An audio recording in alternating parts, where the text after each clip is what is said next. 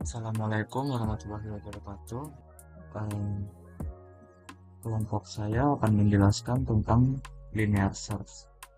Perkenalkan, nama saya Muhammad Ibrahim Rizky dengan NIM 124 140 085. Oke, sebelumnya perkenalkan nama saya Erhani Kurniawan, saya dari program studi Teknik Informatika dengan NIM 124140217 dari kelas praktikum RA. Perkenalkan, nama saya Putu Laura Claudia Ardani dengan NIM 124140021.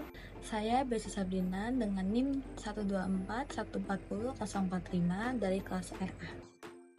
Untuk linear search ini adalah pencarian atau metode pencarian paling dasar dalam struktur data algoritma. Nah, algoritma ini bekerja dengan cara mengecek setiap elemen dari awal hingga akhir secara satu persatu. Untuk nilainya, jika dia ditemukan, maka algoritma tersebut akan langsung berhenti dan akan mengembalikan indeks posisi dari elemen tersebut di dalam array. Jika seluruh elemen telah diperiksa dan tidak ditemukan, maka algoritma tidak akan mengembalikan nilai tersebut dan akan memberikan nilai negatif 1 yang akan menandakan bahwa nilai yang dicari tersebut tidak ada di dalam array. Metode ini lumayan simpel, jadi bisa dipakai di data yang jumlahnya sedikit atau data yang belum disusun, maupun bisa untuk mengimplementasi program yang ingin dibuat sesederhana mungkin. Mungkin begitu untuk secara konsep dasarnya. Untuk penjelasan secara mendetailnya akan dijelaskan oleh rekan-rekan saya. Jadi di sini saya akan menjelaskan materi tentang linear search. Nah, yang pertama itu ini adalah fungsi linearnya. Jadi ini nanti akan dipakai untuk mencari nilai dari target yang ingin dicari. Ini adalah fungsi linear search-nya.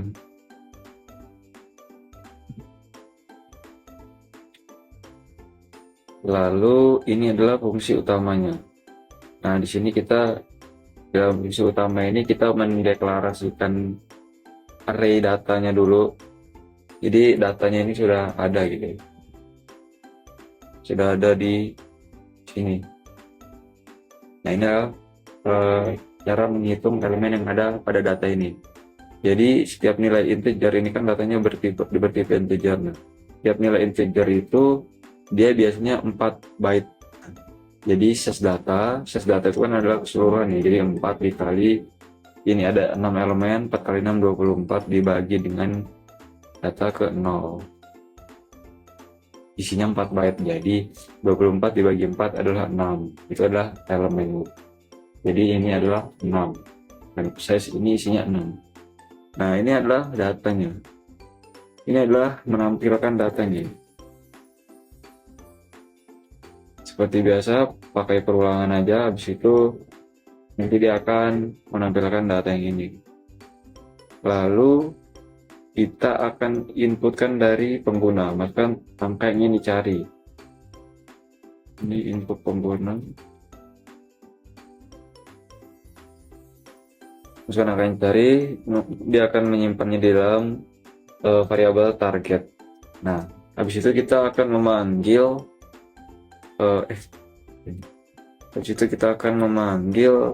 fungsi linear search ini di sini, lalu disimpan di dalam variabel hasil. Nah, udah kan, ini kan datanya kan ini ya, datanya ini. Habis itu size ini itu adalah yang ini tadi 6 elemen.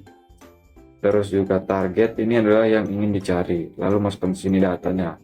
Nah, ini adalah yang pertama parameter array-nya itu adalah yang ini, terus size-nya 6 dan targetnya itu nanti sesuai dengan input pengguna gitu. Misalnya targetnya adalah 5. Jadi ini akan mengulang i sama dengan 0, i kurang dari size kurang dari 6, i plus plus. Nah, array i ini nanti akan dicek, kan ini kan perulangan ini akan dicek satu persatu. 0 ya sama dengan target tidak, karena kan yang dicari itu kan adalah 5 ya.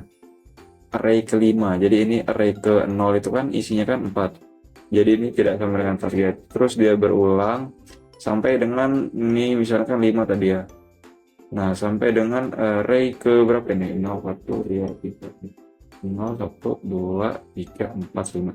Nah, sampai dia array ke 5 sama dengan target, maka dia akan mereturn nilai i. Dia akan mereturn nilai i. Jadi nilai i-nya nanti dia sudah ada di dalam fungsi linear search ini, lalu akan masuk ke dalam hasil itu. Nah, jika targetnya tidak ditemukan atau berada di luar size array ini, maka dia akan mereturn nilai -1. Nah, baik, kodenya sudah selesai, jadi kita akan coba run ya.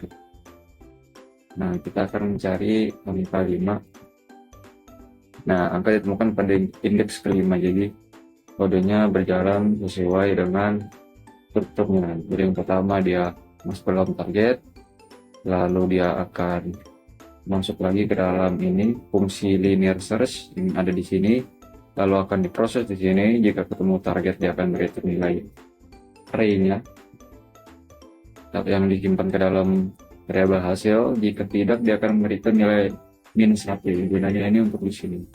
Jika hasilnya tidak dengan -1, maka dia akan men-cout nilai hasil, dan jika nilai returnnya sama dengan -1, maka dia akan men-cout angka tidak ditemukan. Sekian penjelasan dari saya akan melanjutkan ke penjelas berikutnya, yaitu Putu Laura. Di sini saya akan menjelaskan pengaplikasian linear search. Linear search sangat berguna untuk kebutuhan yang tidak terlalu kompleks dan tidak memerlukan performa tinggi. Kapan linear search dapat digunakan?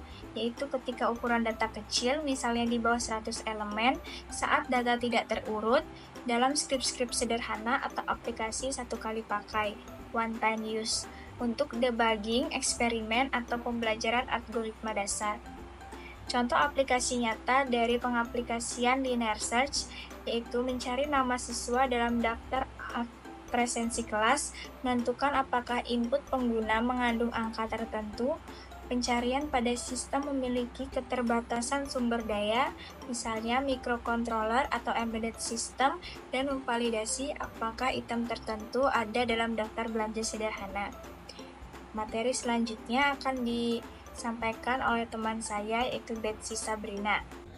Jadi saya akan melanjutkan yang terakhir, yaitu kelebihan dan kekurangan dari linear search. Ada beberapa kelebihan, yaitu sederhana dan mudah diimplementasikan, tidak memerlukan array dalam keadaan terurut, langsung berhenti saat menemukan nilai, jadi efisiensi untuk pencarian di awal array. Ada beberapa kekurangan juga, seperti tidak efisiensi untuk jumlah data yang besar, waktu eksekusi bertambah seiring jumlah data karena kompleksitas waktu, dan tidak cocok untuk penggunaan real-time atau aplikasi besar dengan kebutuhan pencarian cepat. Terima kasih. Assalamualaikum warahmatullahi wabarakatuh.